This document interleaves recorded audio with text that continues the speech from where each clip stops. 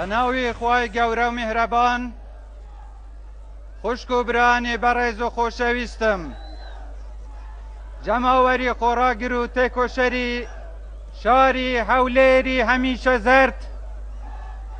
شوێن کەوتوانی ڕێبازی پیرۆزی بارزانی نەمر،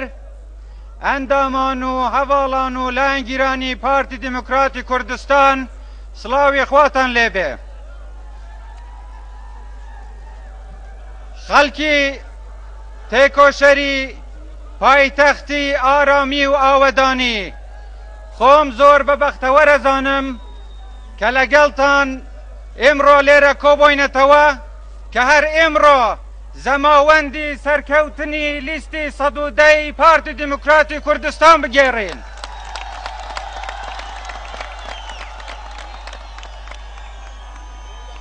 خوشک و برایان، لە 21 ئەیلوول بەرەو سندوقی دەنگدان دەچین، بەرەو ئەو هەڵبژاردنە دەچین کە نەک تەنیا چارەنووسی پەرلەمان و شێوازی حکومڕانی بۆ ماوەیەکی دیارکرا و دیاری دەکا، بەڵکو شێوازی حکومڕانی دەستهەڵات و شێوازی پێشکەوتن و چۆنیەتی فەرمانڕەوایی لە وڵاتدا دیاری دەکا. لەبەرەوە داوا لە هەموو خوشک و برانی بەڕێز و خۆشەویست دەکەم کە هەمومان پێکەوە بەرەو سندوقی دەنگدان بچین و سەرکەوتنی پارتی مسۆگەر بکەین.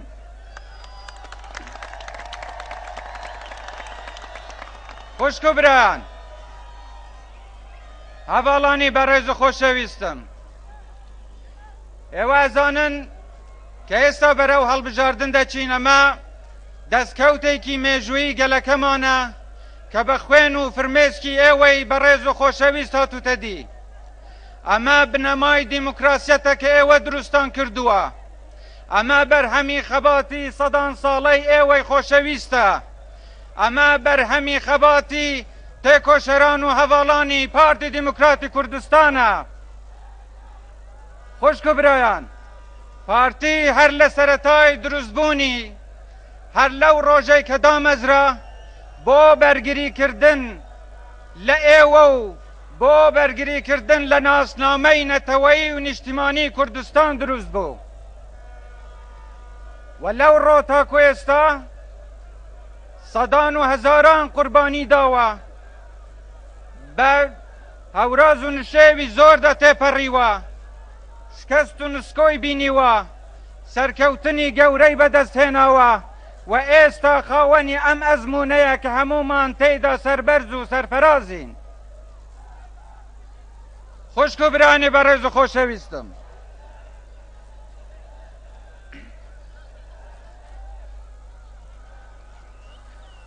پارتی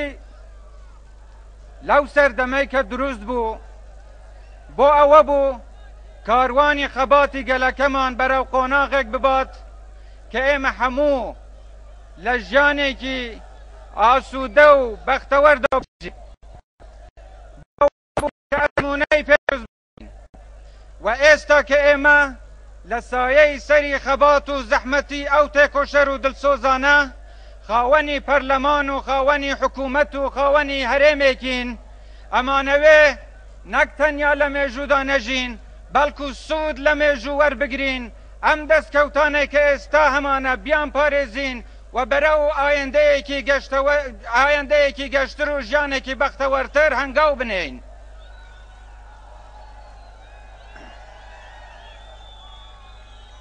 ئێوە ئەزانن ئەم دەستکەوتانەوە بە ئاسانی نهاتوونەتە دی. مەحەزەکەم هەمومان بیر لەوە بکەینەوە، ئەمەوێ بزانم ئێوە لە بیرتانە ئەو ڕۆژانەی کە ژێر دەست بووین، ئەو ڕۆژانەی کە ئاوارە بووین، ئەو ڕۆژانەی کە لە ئوردوگای زۆرەملێکاندا دەدەژین، ئەو ڕۆژانەی کە حتا پارەی ئەو گولەیان لێ ئەسانەوە کە سنگی جگەرگۆشەکانتانیان پێشەهید دەکرد. لەو ڕۆژەوە ئێمە گەیشتوونەتە ئێرە کە ئێستا کوردستان بووەتە نمونەیەکی پێشکەوتووی دیموکراسیەت لە ڕۆژهەڵاتی ناوەڕاستدا. هەواڵان، خوشک و برایان، خوشک و برایان که بەرەو سندوقی دەنگدانە چین من داوا ئەکەم هەمومان بیر لە ویژدانی خۆمان بکەینەوە بیر لەو ڕۆژانە بکەینەوە کە لەو بێکەسێتیە و لەو نەهامەتەی کە تێیدا دەژین هەمومان تا مەزرۆی هەناسەیەکی ئازادی بووین تا مەزرۆی ئەوە بووین ڕۆژێک بە ئازادی و سەربەرزی بژین ئێمڕۆ لە پێنا و خەبات و زەحمەتی ئەو قارەمانانە خوێنی ئەو شەهیدانە زەحمەتی ئێوەی خۆشەویست کوردستانێکی ئازادمان هەیە کە هەمومان تێیدا سەربەرزین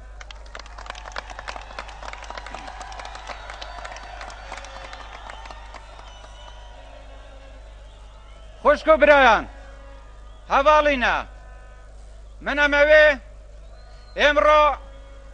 باسی ئەوە بکەین کە خەباتی پارتی چەندە دوور و درێژە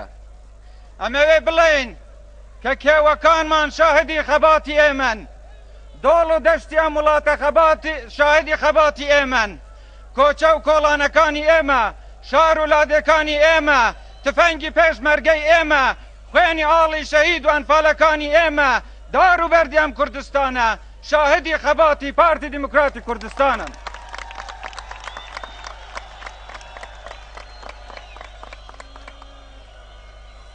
ئەو پارتەی ڕۆژێک لە ڕۆژان منەتی نەکردووە و بە ئەرکی زانیوە لە خزمەت گەلەکەی خۆیدا بێ پارتی ڕۆژێک خۆی گیان نەکردوتەوە لە گەلەکەی خۆی لە ناخی خەڵکەکەی خۆی دروست بووە بۆ خزمەتی خەڵکەکەی خۆشی دروست بووە و ئێستاش بەوانەی کە داوا دەکەن و دەڵێن کەرکووک ئەبێ لە کوردستان جیا بکرێتەوە یان بەوانەی کە دەڵێن ئەبێ کوردستان بگەڕێتەوە سەردەمی ئیماراتەکانی کۆن لە مێژوودا پێیان دەڵێن ئێمەی پارتی هەین لێرەین و ڕێگە نادەین بستەک لە خاکی ئەم وڵاتە لە کوردستان جیا بکرێتەوە و ڕێگەش نادەین کوردستان پارچە پارچە بکرێ و تا ئێمە مابین تا ئێوە مابن تا پارتی مابی کوردستان بە یەک پارچەی و بە سەربەرزی ئەمێنێتەوە بۆ ئەوانەیش بۆ ئەو کەسانەیش کە هەموو شت بە ڕەشە بینن و چاویان بەو سەربەرزیە و بەو پێشکەوتنانە هەڵنایە بەوانەش ئەڵێن هەر خۆتان ئاعتراف دەکەن کە چەند هەڵان خۆتان ئەڵێن کە چەندین بە سەدان کۆمپانیای بیانی لێرەیە بۆ بەرهەمهێنان خۆتان ئەبینن کە بەدەیان کۆنسوڵخانە و نوێنەرایەتی دیپلۆماتی بیانی لە هەولێر هەیە بێ باشە ئەگەر ئەمانە هەمویان لێرەن ئەم پرسیارەیان ئاراستە بکەین ئەگەر ئارامی و سەقامگیری لە کوردستاندا نەبێت ئەگەر بژانەوەی ئابووری لە کوردستاندا نەبێت ئەگەر سەقامگیری سیاسی لە کوردستاندا جێگیر نەبێت ئەگەر بڕوایان بە ئایندەیەکی گەشتر بۆ ئەم وڵاتە نەبێت ئایان ئەوان دەهاتن بۆ ئێرە ئەبێ ئەوە بزانن کە هەمومان کە خەڵکی ئەم وڵاتەین خاوەنی ئەم دەستکەوتانەین هەمومان بەشمان هەبووە لە دروستکردنی ئەم ئەزمونە لە دروستکردنی ئەو متمانەیە و لە سەروی هەمووشیانەوە کە پشکی شێری بەردەکەوێ لەوەی کە خۆی بە خاوەنی ئەم دەستکەوتانە بزانێ پارتی دیموکراتی کوردستانە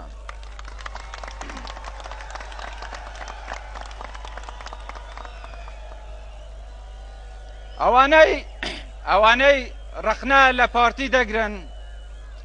ڕەخنا لە دەستهەڵات دەگرن ئێمە پێیان دەڵێن ئێمە لە ڕەخنا ناترسین ئێمە باکمان نییە لەوەی بە خۆماندا بچینەوە پارتی هەمیشە ڕووی لەوە بووە خۆی نوێ بکاتەوە پارتی هەمیشە ڕووی لەوە بووە چاکسازی بکە پارتی هەمیشە ڕووی لە ئایندەیەکی گەشتر بووە بۆ هاوڵاتیانی خۆشەویستی هەرێمی کوردستان و پارتی هەمیشە ئامادە بووە لە خزمەتی گەل و وڵاتی خۆیدا خۆی بەخت بکە لەبەرەوە ئێمە قەت و قەتخەمی ئەوەمان نییە ڕەخنە لە پارتی یان لە دەستهەڵات بگیرێ ئێمە ئامادەین ئەو کەم و کۆرگانەی کە هەشن چاکیان بکەینەوە ئێمە ئامادەین لە پێناوی بەختەوەری گەل و وڵاتەکەمان خۆمان بەخت بکەین و ناوەستین تا ئەو ڕۆژەی ئەگەینە سەرکەوتنی کۆتایی بۆ ئەو کەسانەش کە خەون بەوە دەبینن پارتی پەرتەوازە بکەن، بۆ ئەوانەی کە پرۆپاگەندەی جیا لەبارەی پارتی دەکەن، من لێرەوە پێتان ئەڵێم خوشک و براینە، پشت بەخوا بە هاوکاری و پشتەوانی ئێوەی خۆشەویست پارتی قەت و قەت وەکو ئێستا تەبا نەبووە، وەکو ئێستا یەک ڕیز نەبووە و وەکو ئێستا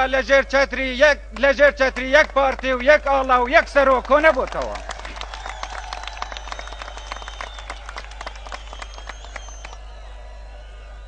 ئێمە ئەمانەوێ هەنگاوەکانمان چرتر بکەین، هەنگاوی بوێر بهاوێژین بۆ ئەوەی خەونەکانی گەلەکەمان بینینە دی. سربەخۆیی بەلای ئێمەوە خەون نییە و ئەگەر لەلایەن خەڵکانێکی ترەوە بە خەون لە قەڵەم بدرێ، ئێمە لێرە وەکو پارتی دەڵێن کە ئێمە ئامادەین لە پێناو بەدیهێنانی ئەم خەونە بمرین، بەڵام ئامادەنین واقعی قبول بکەین کە ئێمە خاوەنی مافی چارەنووسی خۆمان نەبین و لەو مافە بێبەهرە و بێبەش بین.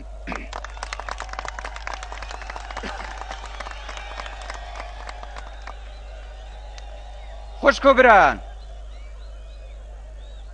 دوای دووسێ ڕۆژی تر بەرەو سندوقی دەنگدانە چین. ئێمە ئەزانین کە سەرکەوتنی گەورە ئەبێ بۆ کوردستان بێت، ئەبێ ئەم هەڵبژاردنانە بە سەرکەوتووی کۆتایی پێبێت، ئەبێ ئەو دیموکراسیەتەی کە جەنابی سەرۆک بارزانی داوای کرد لە کوردستان بچەسپێ ئێمە زیاتر بیچەسپێنین، ئەبێ ئێمە ئەو هەوڵە بدەین کە چۆن لە هەڵمەتی هەڵبژاردندا هەموو توانای خۆتان خستەگەر بۆ ئەوەی بە ئارامی بە شێوەیەکی شارستانیانە هەڵبژاردن بکەن، ئەوەش بچن بۆ سندوقی دەنگدان و هەوڵ بدەن بە دنیای پێشام بدەن کە کوردستان پێگەیوە، کوردستان ئێستا خاوەنی دیموکراسیەتێکە کە بووەتە نمونە نەک تەنیا لە عێراق، نەک تەنیا لە ڕۆژهەڵاتی ناوەڕاست، بەڵکو لە مەیدانی نێودەوڵەتی لە هەموو دنیادا ئێستا خەڵک چاوی لە کوردستانە و ئەبێ بۆ هەمویان بچەسب، بۆ هەمویان پێشام بدەین کە کوردستان ئێستا وڵاتێکە، ئێستا خاوەن ئەزمونێکە، خاوەن دیموکراسیەتێکە کە هەمومان شانازی پێوە دەکەین.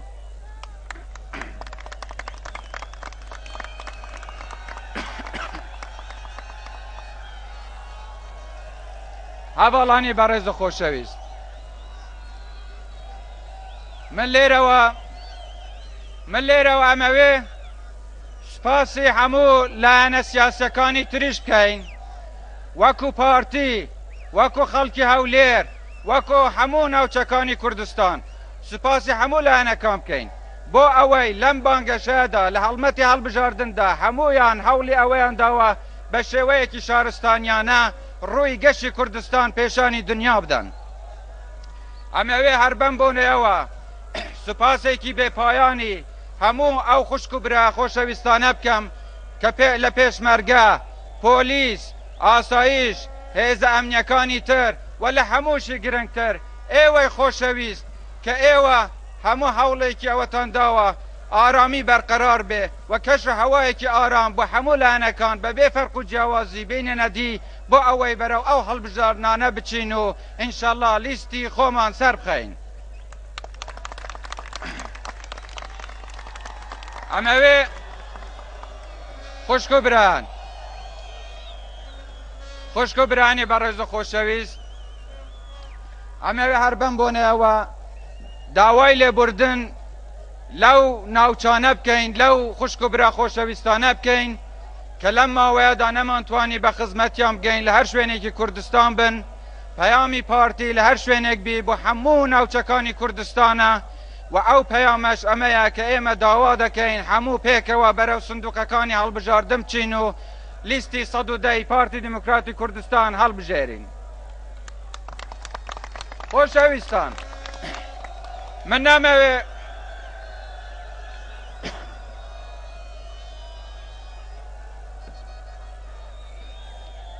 هەواڵانی بەڕێز،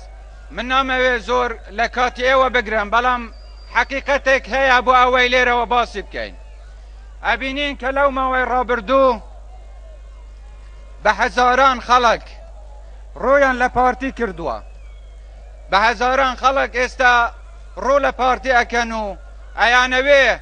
لەو سەرکەوتنە چاوەڕوان کراوەی کە بۆ پارتی ئەیکەن بەشدار بن. بۆیەش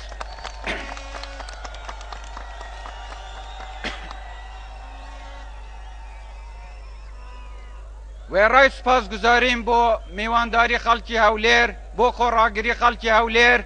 لە هەولێرەوە داوا لە هەموو خەڵکێکی دڵسۆز و وەفادار و تێکۆشەری ئەم کوردستانە دەکەین بۆ ئەوەی لە سەرکەوتنی پارتی بێبەش نەبن، بۆ ئەوەی مژدەی سەرکەوتن بە ئەوانیش دەین هەموویان پێکەوە لەگەڵ ئێمە بن، دەنگ بە لیستی ١٠ پارتی دیموکراتی کوردستان بدەن بۆ ئەوەی زەماوەندی سەرکەوتن پێکەوە بگێڕین. زۆر زۆر سپاسە نەکەم، هەر سەرکەوتوو بن، کوردستان هەر ئەوەدان بێ و ئاڵای پارتیمان هەر شەکاوە بێ.